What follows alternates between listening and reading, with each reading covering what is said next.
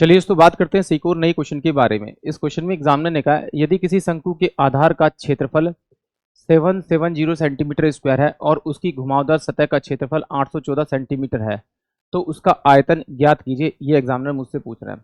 तो देखिए इस टाइप के क्वेश्चन करने के थोड़ी सी कैलकुलेशन तो करनी पड़ेगी और कैलकुलेशन के लिए आपको थोड़ी सी कैलकुलेशन को शॉर्ट करना पड़ेगा। तो थोड़ा थोड़ा आपको स्क्वायर और टेबल्स आपको अच्छे से याद होने चाहिए।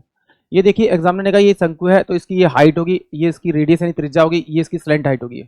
और मुझे मालूम है कि इस टाइप के क्वेश्चन सिर्फ फॉर्मूले पे डिपेंड करते हैं। तो इसका जो फॉर्मूला होगा वो 1/3 पाई आर स्क्वायर एच होगा। यानी कि अगर मुझे एच और आर मिल जाए तो मैं इस क्वेश्चन को आसानी से सोल्व कर पाऊंगा। एग्जामिनर ने मुझे कहा कि आधार का जो क्षेत्रफल है यानी कि आधार का क्षेत्रफल यानी कि नीचे वाला हिस्सा, इसका जो फॉर्मूला होता है वो पाई यानी कि 22/7 और आर का स्क्वायर होता है आपका, वो बराबर होगा मेरे पास में 770 सेंटीमीटर स्क्वायर होगा। इससे अगर इसको काटूंगा तो ये मेरे पास में कितना आ जाएगा आपका 35। तो आर इजकल टू में कितना हो जाएगा 35 इंटू में आपका 7 और अंडर रूट में। तो यहाँ से 7 मेरे पास बाहर आ जाएगा तो 7 अंडर रूट में 5 इसकी रेडियस आ जाएगी, यानी कि 7 अंडर रूट में 5 यही इसकी रेडियस आ जाएगी। अब रेडियस मिल गई मुझे, हाइट या स्लैंट हाइट मिल जाए, स्लैंट हाइट मिलेगी तो मैं हाइट निकाल लूंगा पाइथागोरस थ्योरम से, और अगर हाइट मिल जाएगी तो फिर तो मेरा क्वेश्चन आसानी से सोल्व हो जाएगा।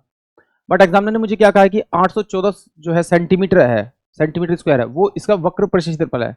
वक्र प्रक्षेत्रफल का फॉर्मूला होता है पाई आर और एल होता है। ये कितना है मेरे पास में आपका 814, इसकी वैल्यू है आपकी 22/7। आर कितना है मेरे पास में आपका 7 अंडर रूट में 5 इंटू में ये मेरे पास में एल होगा, इसकल टू कितना होगा आपका ये 814।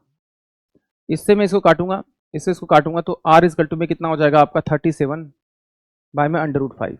यानी कि मुझे स्लैंट हाइट मिल गई है।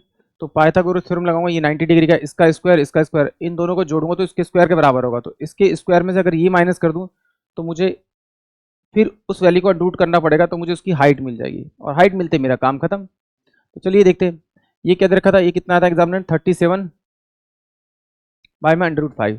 तो 37 को आप 2 बार मल्टीप्लाई कर दीजिए तो ये कितना हो जाएगा 49, ये 9 7 21 21 दूनी 42, तो ये मेरे पास 9 6 और 13 हो जाएगा, बटे में कितना हो जाएगा आपका 5 हो जाएगा। इसका स्क्वायर करेंगे तो कितना 7 7 जब 49 और इसे 5 से मल्टीप्लाई करेंगे क्योंकि स्क्वायर करेंगे तो ये रूट से बाहर आ जाएगा। तो 9 पंजे 45 4 5 9 पंजे 45 5 चौक 20 और ये 24 हो जाएगा। फिर ये जब माइनस करेंगे तो ये 5 आके यहाँ मल्टीप्लाई हो जाएगा। तो 25 25 25 2 5 चौक 20 2 22 5 10 2 12, यानी कि 1369 में से अगर इसको माइनस करेंगे तो 144 बचेगा 1225। ये 4 हो जाएगा, ये 4 हो जाएगा, 1 हो जाएगा। अपोन में क्या हो जाएगा आपका, ये हो जाएगा आपका 5।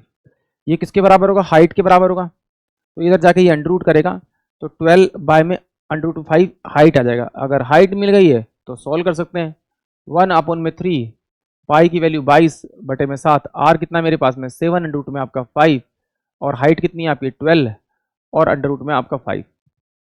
और यहाँ पे क्या होता है पाई आर स्क्वायर है, तो ये पाई आर स्क्वायर है, इसका मतलब है ये क्या हो जाएगा आपका 7 अंडर रूट में 5 इंटू में 7 अंडर रूट में 5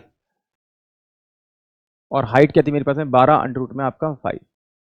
इस एक से मैं इसको काट देता हूँ, ठीक है, इस एक 7 से काट देता हूँ, 3 से इसको 3 से काट 4 से काटता हूँ तो ये मेरे पास में कितना होगा 88 इंटू में आपका 7 और ये अंडर रूट में आपका 5 रहता है। तो 8 56 का 6 5 56 और 6 61, यानी कि 616 अंडर रूट 5 सेंटीमीटर स्क्वायर इस क्वेश्चन का करेक्ट आंसर आएगा। यानी कि ऑप्शन जो मेरे पास में आपका डी होगा वो इस क्वेश्चन के लिए करेक्ट होगा।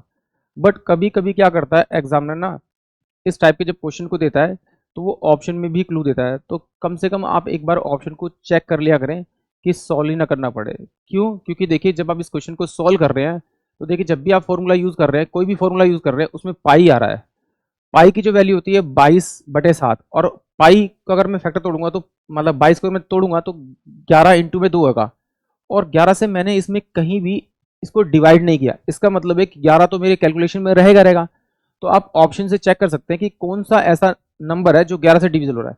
इसको डिवाइड करेंगे तो 11 एकम 11 नहीं जाएगा, 11 33 नहीं जाएगा, 11 पंजे 55 ये जाएगा, ये आंसर हो सकता है, और 11 पंजे 55 और 11 6 66 ये हो सकता है, यानी कि ये दोनों मेरे आंसर हो सकते हैं।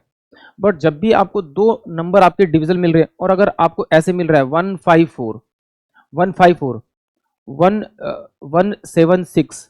176 या फिर 616, इस टाइप से अगर आपको मिल रहा है आंसर, तो पहले प्रेफरेंस आप अगर डायरेक्ट अप्रोच लगाना चाहते हैं तो पहले आप इसी को प्रेफरेंस देंगे। ये 99.9% ना हमेशा करेक्ट होता है। नहीं तो आपके पास टाइम है तो आप इसे सॉल्व कर सकते हैं, बट अगर आपके पास टाइम नहीं है तो आप इस तरह से इसको सॉल्व कर सकते हैं। 99.9% आपको आंसर मिल जाएगा अगर आपको एक से ज़्यादा आंसर आपके डिविजल में आ रहे हैं, और नहीं आ रहा फिर तो सॉल्व करने की जरूरत नहीं है, आपका आंसर आपको डायरेक्ट मिल जाएगा। आई होप आप सभी को क्वेश्चन समझ में आया होगा।